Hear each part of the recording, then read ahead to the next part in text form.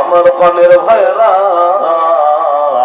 যেদিন তুমি দুনিয়াতে আসলা, দুনিয়াতে আসার পর তোমার মা অজ্ঞান হইয়া গলা কাটা মুরগির নেই জমিনে ছটফট করতে থাকে, মার জ্ঞান ফিরে না। তোমার আগমনের খবর তোমার আত্মীয় স্বজন শুনে বড় আনন্দ, কিন্তু তোমার মা এখন অজ্ঞান হয়ে আছে।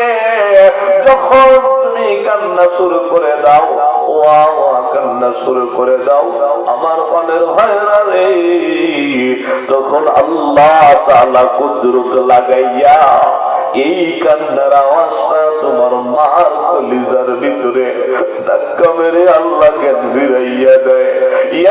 এরপরে তোমার মা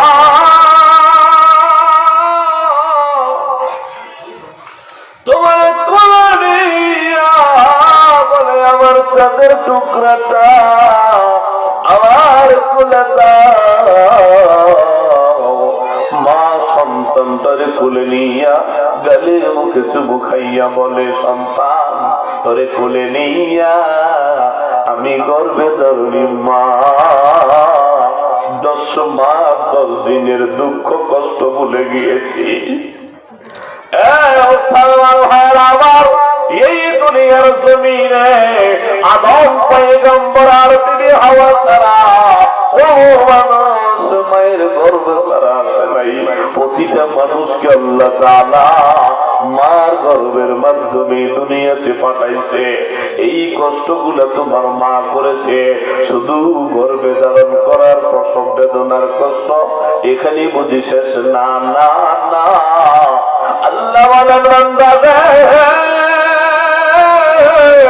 দুনিয়ার জমিনে আসার পর তোর হাত থাকার সত্ত্বেও তুই কোনো কিছু ধরতে পারিস নাই, তোর পাও থাকার সত্ত্বেও হাঁটতে পারিস নাই রে বান্দা, আমি আল্লাহ তোরে সব কিছুর ব্যবস্থা, আমি আল্লাহ তোর কান্নার আওয়াজের মাধ্যমে ব্যবস্থা করে দেই।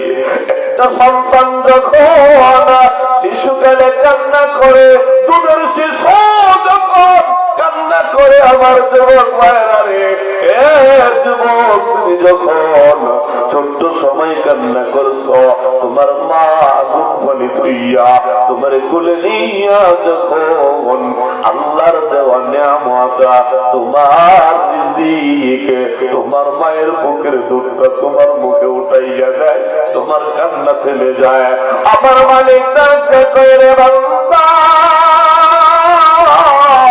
ওই মায়ের দুধ তোর জন্য আমি আল্লাহ রিজিকের ব্যবস্থা আমি আল্লাহ করে রেখেছি। দুনিয়ার জমিনে আসার আগে আগে রে বান্দা,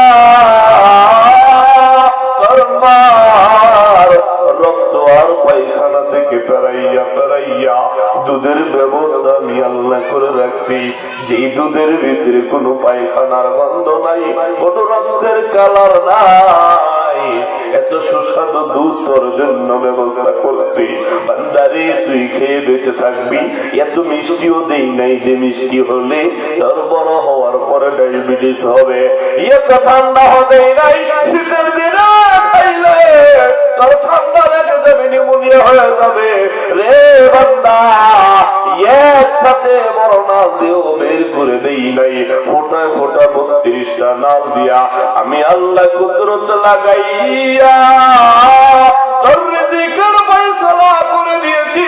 আজকে দুনিয়ার জমিনে তোর মা একটা ডাক দিলে তোর মা বড় খুশি হইয়া যায়, তোর বাবার ডাক দিলে তোর বাবা খুশি হইয়া যায়। আমি আল্লাহ তো কিছু আয়োজন করছি, আমি আল্লাহর একটা ডাক দিবি রে বান্দা, উদউলি আস্তাজিব লাকুম। আল্লাহ বলেন বান্দারে, আমার একটা ডাক দিতে দেরি হয়, আমি আল্লাহ তোর ডাকে সাড়া দিতে দেরি করি না।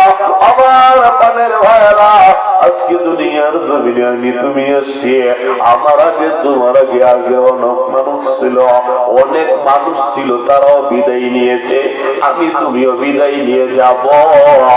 আমার তোমার থাকার জায়গা এই দুনিয়ার জমিনে নাই, কি নিয়ে বিদায় নিবা? সেইটা হলো আল্লাহ তাআলার ইবাদতের বন্দেগী, পরকালের সামান বড় দামি জিনিস। আমার পানের ভাইয়েরা, এবার শুন, আল্লাহ পাকের ইবাদতের বন্দেগী বেশি বেশি করে করি। কারণ দুনিয়ার জমিনে তুমি যাদেরকে আপন বানাইছো তারা কিন্তু তোমার আপন নয়। একদিন তোমার পর হয়ে যাবে, তোমাকে খাটে নিয়া অন্ধকার কবরে শোয়াইয়া ফিরে আসবে, সেখানেও কিন্তু আল্লাহ থাকবে। দুনিয়াতে যেমন আল্লাহ আছে, কবরও আল্লাহ আছে, হাসরে মিজানে জান্নাতেও আল্লাহ তোমার সাথে থাকবে যদি তুমি আল্লাহর সাথে থাকো। আল্লাহ আমাদেরকে আল্লাহর প্রেমের প্রেমিক হয়ে দুনিয়ার